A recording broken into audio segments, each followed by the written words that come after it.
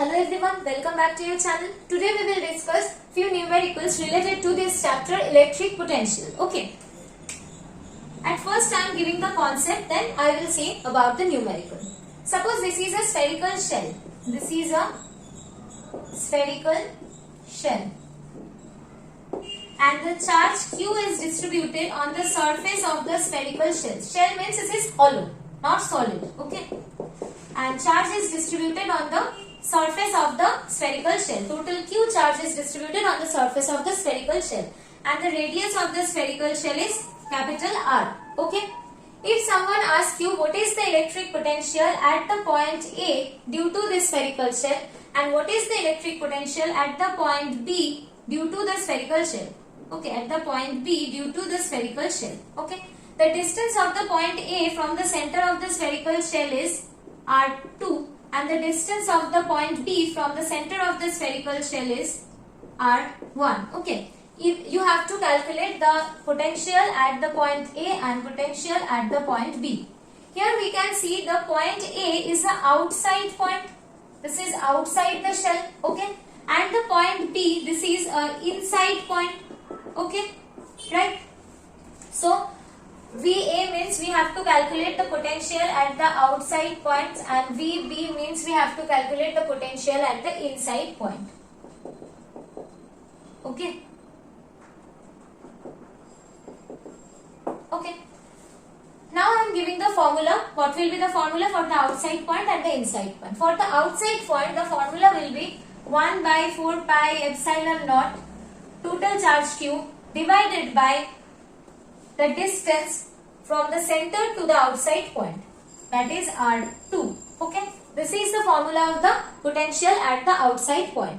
And for any inside point, the formula of the potential is equals to 1 by 4 pi epsilon naught total charge Q divided by the radius of the spherical shell, capital R. This is the difference. For the outside point, we are taking the distance from the point to the center. But for the inside point, in the denominator, we will write the radius of the spherical shell, not the distance from B to the center. Okay. For the outside point, we will write the distance of the point from the center. But for the inside point, we will write the radius of the spherical shell. Okay. So for any inside point, this formula of the electric potential is valid for any inside point. Okay. Suppose we have to calculate the electric field at that point C. This is also an outside point and the distance is R3. So then we will write the potential at C is equals to 1 by 4 pi epsilon naught Q divided by R3. But if someone asks you to calculate the electric field at that point D and the distance is R4, then we will write that VD is equals to 1 by 4 pi epsilon naught into Q divided by the radius of the spherical shell, as this is a inside point. I hope this concept is clear to you. Now we will discuss a numerical related to this concept. Suppose 3 concentric spherical shells are present.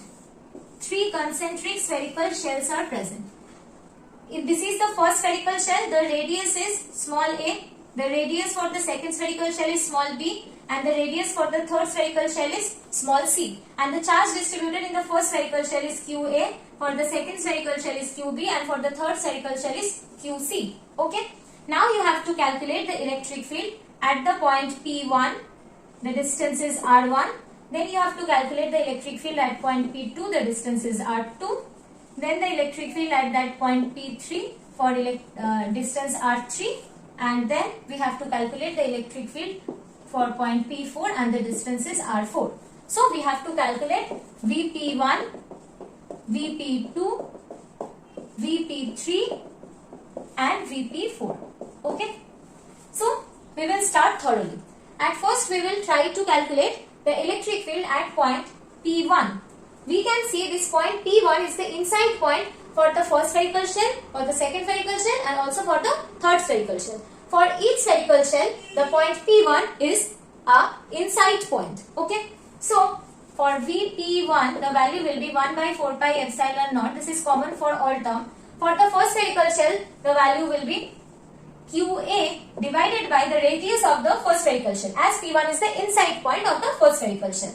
The radius is A, plus for the second spherical shell the charge is QB, and this was also the inside point for the second spherical shell, so we will write the radius, plus QC for the third spherical shell, and for the third spherical shell also P1 is the inside point, so we will write the radius of the third spherical shell here. So this will be the formula of the VP1. Now we will come to the formula VP2. For VP2 we can see this is the outside point for the first spherical shell, but the inside point for the second and the third spherical shell. So for the first spherical shell the value will be 1 by 4 pi epsilon naught QA divided by the distance of P2 from the center, as P2 is the outside point for the first spherical shell. The distance is R2.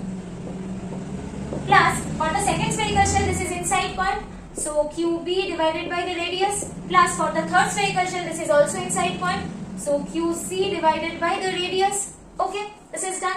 Now next P3. P3 is the inside point for the third spherical shell, but inside point for the third spherical shell, but outside point for the first and the second spherical shell. So VP3 will be equals to 1 by 4 pi epsilon naught.